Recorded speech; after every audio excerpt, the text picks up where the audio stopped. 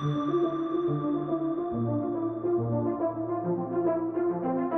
à tous, on est le 16 octobre 2019 ici à Cœur Défense et ça ne vous a pas échappé, aujourd'hui c'est Gazélec.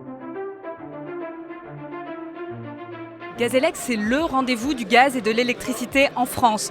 Pendant 3 jours, acheteurs professionnels, institutionnels et fournisseurs vont se retrouver pour parler business bien sûr, mais aussi évoquer les dernières tendances du marché. Aujourd'hui, on a parlé beaucoup d'ARENH, on a parlé C2E, on a parlé marché de capacité. Il y a un gros sujet cette année qui a émergé en électricité, c'est le PPA. En ce moment, c'est plutôt le biogaz. L'ARENH, bien évidemment. Et puis également tout le sujet autour du nucléaire. Et après, des choses que j'étais pas vraiment venu chercher, mais c'est la partie sur la partie climat. Tout ça pour avoir de la visibilité sur la préparation de notre budget. Ça m'aide pour aller chercher des pistes d'amélioration pour justement améliorer mes coûts. Sur Gazélec, on discute, mais on fait aussi du business. Et derrière moi, dans l'espace networking, il y a bien souvent des contrats qui se signent. Alors on ne va pas aller déranger les professionnels dans leurs négociations, mais direction le hall pour profiter de l'ambiance. Cyril Vincent, bonjour, on est sur le stand de Gaz de Bordeaux. Je crois que c'est pas la première année que vous participez à Gazélec, j'imagine que vous devez commencer à connaître les visages, il y a quand même des nouveaux participants ? Il y a encore des nouveaux participants, encore cette année on a rencontré quelques personnes qu'on ne connaissait pas, mais c'est vrai que c'est aussi l'occasion de re-rencontrer chaque année les personnes et de discuter de l'année passée et de l'année à venir. Nous sur notre stand chaque année on vient avec des bouteilles de Bordeaux et chaque année on a les habitués qui viennent goûter du vin de Bordeaux sur le stand de Gaz de Bordeaux. Non mais quand je pose une question c'est pas forcément pour qu'on me réponde oui. La parole, donc la prochaine fois je me mettrai de l'autre côté. Si vous voulez. Sur Gazélec on peut tout se dire ou presque. Les débats du congrès sont connus pour être houleux et la liberté de ton est totale.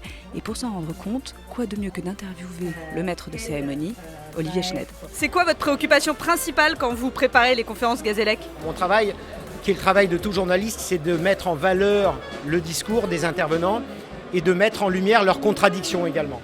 Dans la plupart des colloques, on sait ce qu'on va entendre quand on s'y rend et on en repart en ayant entendu ce à quoi on s'attendait.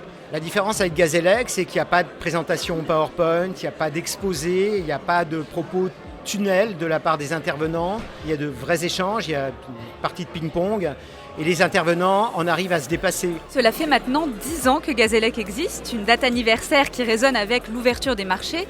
Souvenez-vous, il y a 10 ans, on parlait encore des monopoles historiques du gaz et de l'électricité.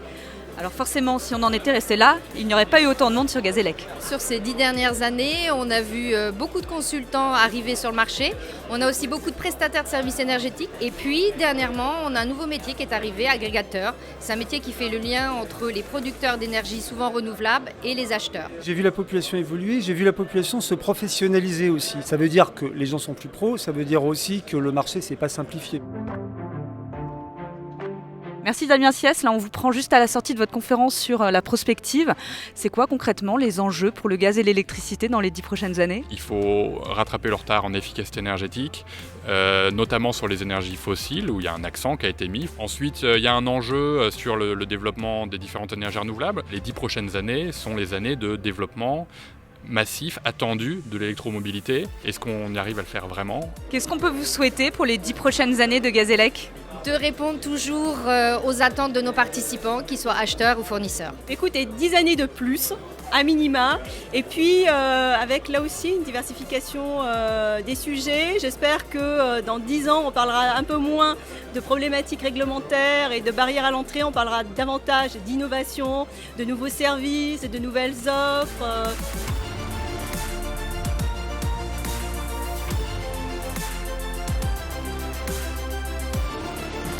Joyeux anniversaire Olivier! Joyeux anniversaire Géraldine, joyeux anniversaire Gazélec!